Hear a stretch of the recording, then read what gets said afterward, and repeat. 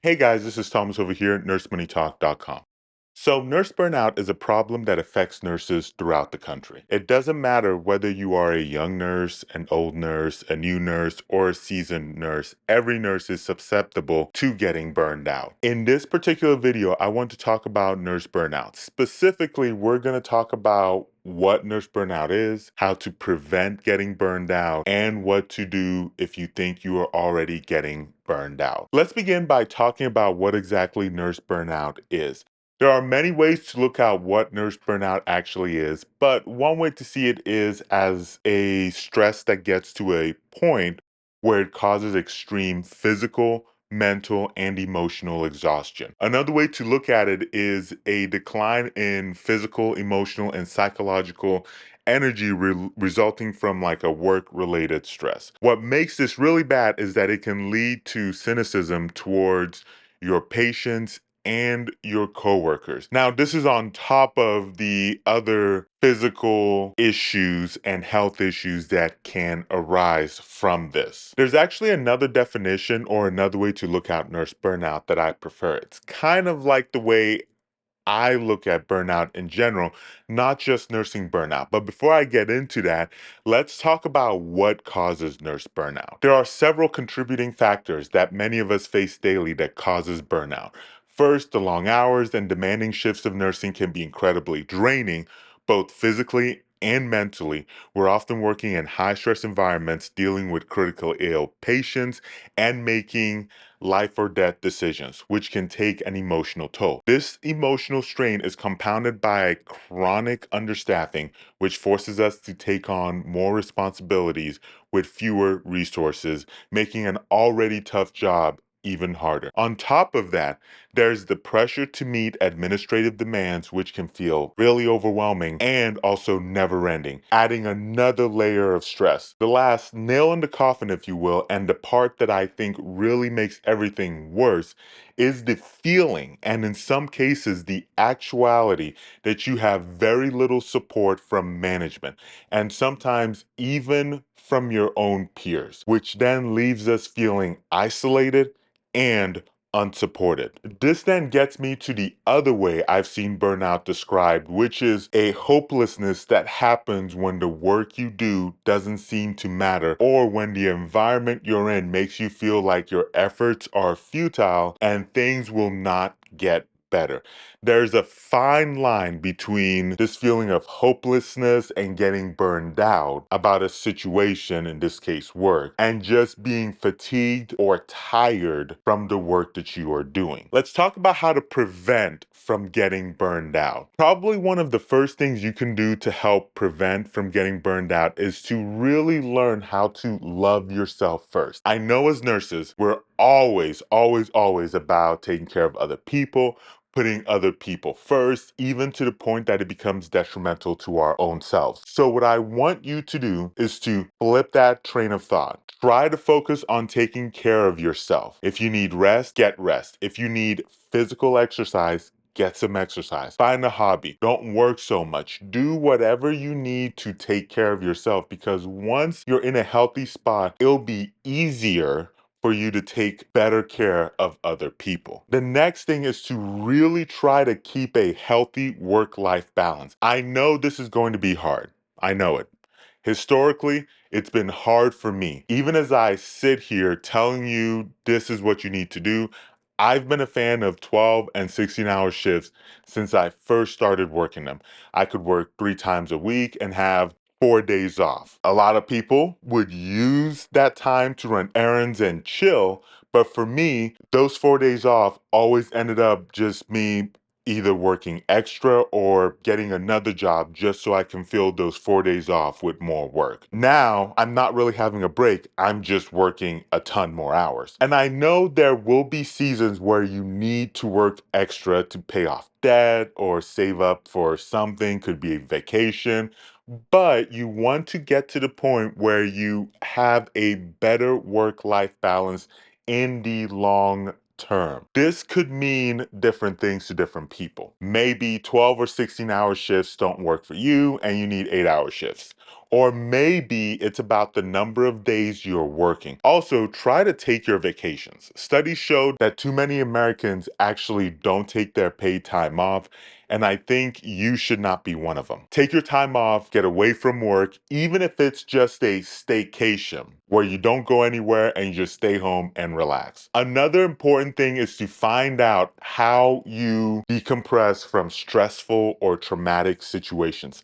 Different nursing specialties have really different stressors. For example, in mental health, a traumatic or stressful situation might involve a patient trying to harm themselves or others. In the intensive care unit, dealing with death and postmortem care can be traumatic and stressful, especially when you're now dealing with families on top of it. It might not seem like a big deal necessarily to some people, but when you're dealing with these stressors repeatedly, shift after shift, it can take a toll. Find out how you can decompress from these situations. It might mean taking time off, talking to a therapist, or finding other ways to cope. Do whatever you need to do to manage your stress. Real quick on the point of the therapist part, if you do need to find a therapist, check out nursemoneytalk.com/therapy. More on that a little bit later though, but let's keep going. The next thing is to make sure you learn how to say no. Or another way to look at this is to learn how to set good boundaries. If you have a people-pleasing personality, constantly agreeing to do things can cause you issues. For example, if you work in a unit with poor staffing, management might overwork the regular staff, which means learning to say no would become very important for you if you are in that situation so you can avoid potential burnout. Next one is seeking out a therapist, which I discuss further, but it is another valuable step in this process. Therapy provides an outlet to talk about your situation with a neutral third party. This is important because if you're constantly talking about your stress with friends or families,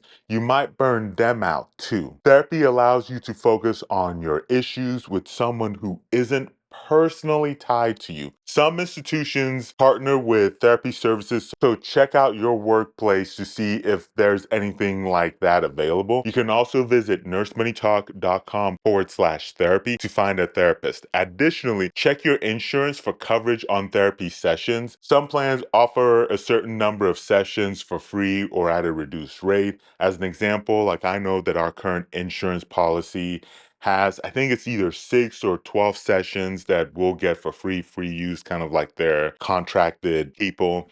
And then I think after that, we get a little bit of a discount. So definitely look at your insurance. All right, so what do you do if you think it's too late and you're already burned out? Here are some options depending on your situation. The first thing you can do, and to me, this is one of the more effective options, is to just change jobs. Now, I know changing jobs isn't necessarily easy, but compared to some other alternatives, it's definitely one of the more straightforward and impactful solutions. Sometimes certain jobs just aren't good for you. You might work for a facility that's poorly run, offers no administrative support, and creates a very toxic environment. If you find yourself in that scenario, it might be time to look for a new job. Go ahead and visit nursemoneytalk.com/jobs to start exploring other nursing job opportunities. Something else to consider is changing nursing specialties. Think about what is causing your burnout and identify the aspects of your current specialty that you don't like. If you believe that changing specialties could help improve your outlook on nursing, it might be worth exploring. For example, if you're working in mental health and the constant risk of physical harm or witnessing physical altercations is troubling, you might consider switching to a specialty with less physical risk. Alternatively, if you're in, I don't know, let's say the intensive care unit or the ER and you're tired of seeing a lot of people dying or dealing with critically ill patients, you might look at transferring to a specialty where you encounter fewer severely ill patients. Once you identify the specific issues causing your burnout, seek out a nursing specialty that doesn't have those particular problems. This change might not solve everything, but it could significantly improve your current outlook on nursing. Another option is to completely step away from nursing for a while. Now, this isn't something I suggest lightly, but depending on your situation, it might be necessary. Taking a break doesn't mean you have to leave nursing permanently. It could just mean that for a particular season, you need to step away and explore something else. This break could give you the time you need to recharge and reassess your career path. You might return to nursing later, or you might find a new direction that suits you better. Either way, taking a break can provide the mental and emotional rest you need. You might be wondering now, how do I know if I'm burned out or if I'm on the verge of getting burned out? Here are some signs to watch out for. These aren't definitive indicators that you're burned out, but if you find yourself fitting into one or more of these categories, it might be worth exploring further. The first one is dreading coming to work. This goes beyond just not liking your job. Many people don't like their jobs, but dreading it is something completely different. Two is apathy, feeling indifferent towards your job, your coworkers, and your patients. Three, being short tempered, noticing changes in your behavior and personality, becoming more irritable or short tempered. Four, physical ailments.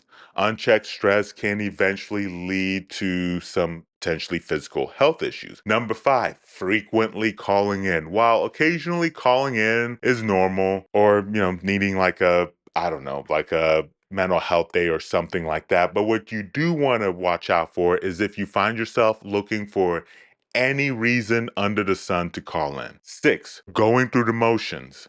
Some nurses might call this being checked out. You might be physically at your job, but mentally and emotionally, you are somewhere else. In general, different nurses will react differently to burnout and stress in general. So it's important to notice these symptoms early.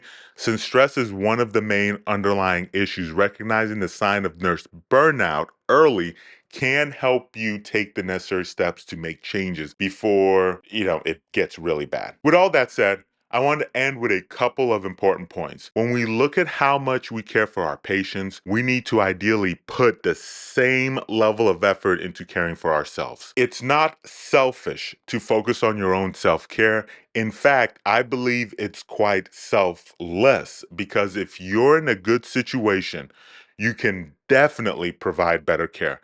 The risk is that if you're working in a burnt out state, feeling hopeless, and not empathetic to what's happening, you put yourself at risk of delivering subpar care. Ultimately, that's not what you want, and it's not what your patients deserve. So take the time to focus on your well being. By doing so, you'll be better equipped to provide the high quality care that your patients need and deserve. Thank you so much for watching, and I'll catch you very soon in that next video.